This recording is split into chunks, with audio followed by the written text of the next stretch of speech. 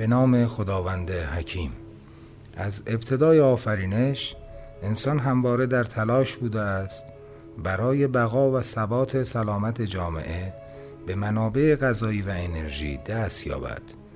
در این راه علم امروز نیز به کمک بشر آمده تا هرچه بیشتر شرایط زندگی جوامع و ثبات کشورها را به سمت امنیت پایدار و مقابله با تهدیدات در این زمینه راهنمون نماید، که میتوان مهمترین عامل این امنیت و ثبات را پایداری سلامت و منابع غذایی دانست که دولت‌ها را مجاب به حضور استراتژیک برای حفظ این عامل در تمامی برنامه‌های توسعه در جهان کرده است. در دهه 60 میلادی گروهی از دانشمندان فرانسوی که برای زیستشناسی و اکولوژی آفریقا در تلاش بودند، موفق به کشف این جلبک اسرارآمیز در دریاچه چاد شدند. آنها نام این جلبک را به دلیل شکل فنری مانند آن اسپرولینا گذاشتند. این گروه پی بردند برخلاف سایر کشورهای آفریقایی که از فقر غذایی رنج میبرند، ساکنین اطراف این دریاچه هیچ گونه مشکل سوء تغذیه و سلامت ندارند و با بررسی این موضوع به رازی که خداوند حکیم در اولین موجود زنده کره زمین نهاده بود پی بردند. پس از خلقت زمین 1.5 میلیارد سال پیش، اسپرولینا، این موجود تک‌سلولی، به عنوان اولین موجود زنده در جهان خلق شد و این جلبک توانست اکسیژن لازم برای سکونت سایر موجودات جهان را فراهم کند. به جرئت میتوان کشف غنای غذای موجود در ریز جلبک‌های دریایی این مظهر حکمت پروردگار را مهمترین دستاورد استراتژیک بشر در حوزه غذایی دانست. اسپیرولینا حداقل حاوی 65% پروتئین، 3% ویتامین، 7% مواد معدنی، 20% کربوهیدرات‌ها و 5% اسیدهای چرب مفید و سرشار از آنتی اکسیدان‌های بتا کاروتن، فیکوسیانین، زاگزنتین است.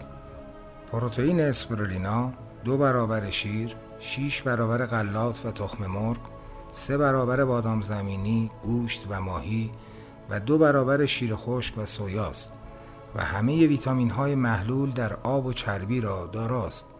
ویتامین B12 موجود در اسپرولینا 6 برابر بیشتر از جگر تازه است. بیشتر از هر خوراکی دیگری در این جلبک اسیدهای چرب غیر اشباع شامل امگا 3 و امگا 6 و امگا 9 وجود دارد و این یعنی رویای امگا 3 بدون جیوه.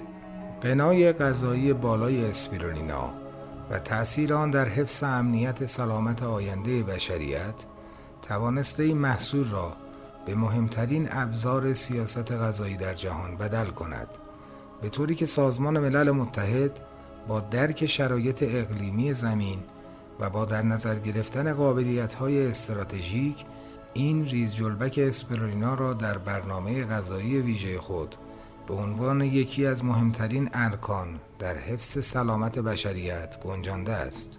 سازمان ملل متحد در تحقیقات مفصل خود با استناد به شواهد متعدد علمی و برای توقف گرسنگی عمومی مردم آفریقای مرکزی از این جلبک بی‌نظیر به عنوان مکمل و غنیساز غذای گرسنگان استفاده نمود.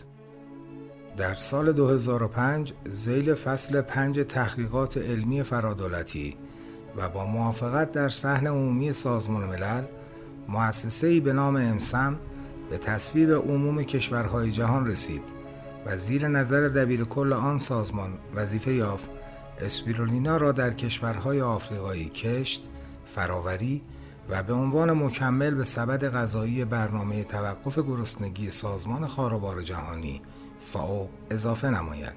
سازمان ملل متحد در کنفرانس جهانی غذا به سال 1974 اسپرولینا را ایدئال‌ترین غذا برای نوع بشر معرفی کرد.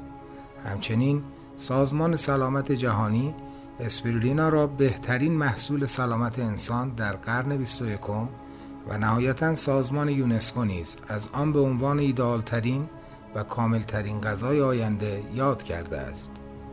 وزارت کشاورزی آمریکا در برنامه بلند مدت آن کشور غذای آینده امریکاییان را اسپیرولینا خوانده است.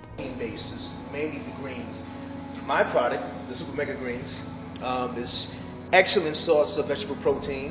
The chlorella, the wheatgrass, the spirulina. همچنین وزارت دفاع آمریکا پنتاگون اسپیرولینا را مهمترین دستاورد در حفظ و کنترل سلامت نیروهای نظامی خود اعلام کرده است. بعد از حوادث طبیعی در جنوب شرق آسیا و مشکلات به وجود آمده در انتقال و توزیع نیازهای غذایی حادثه دیدگان، ژاپن تنها محصول غذایی جهت توزیع در چنین شرایطی را اسپیرولینا اعلام کرد. سازمان هوافضای آمریکا ناسا و سایر سازمان‌های فضایی جهان بیش از 20 سال است که در بسته‌های غذایی خود برای فضانوردان از ترکیبات بسیار متنوعی که بیشترین میزان اسپیرولینا را داراست تدارک دیدند. Ingredients like whole grain cereals, fruits, dry fruit, nuts, seeds, and a special ingredient called spirulina.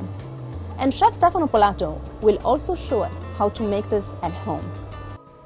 بنابر گزارش سازمان جهانی اقتصاد در سال 2016 بیش از 218,000 تن اسپیرولینا در جهان مصرف شده که ارزش تقریبی آن نزدیک به 800 میلیون دلار برآورد گردیده است که این میزان تا سال 2026 به حداقل 2 میلیارد دلار خواهد رسید. اهمیت ویژه اسپیرولینا سبب شد کشورهای زیادی با آگاهی از استراتژیک بودن آن در بالا بردن ظرفیت و تنوع تولید این محصول سالها در تلاش برای دستیابی به فرمول تولید انبوه و کشت این جلبک با امکان ایجاد فرایند توزیع در سطح جوامع خود هزینه‌های سنگینی را متحمل شوند و تا به امروز تنها به صورت انحصاری 5 کشور به این مهم دست پیدا کردند. امروز با افتخار اعلام می‌کنیم که کشور عزیزمان ایران با تلاش شبانه روزی و صرف هزینه‌های بسیار عده‌ای از فرزندان انقلابی خود در شرکت ستاره شاخاب قشم موفق شده است که انحصار را شکسته و به دانش فنی تولید انبوه این محصول استراتژیک دست یابد و ایران سربلند را به عنوان 6مین کشور دارای این توان به جهانیان معرفی کند.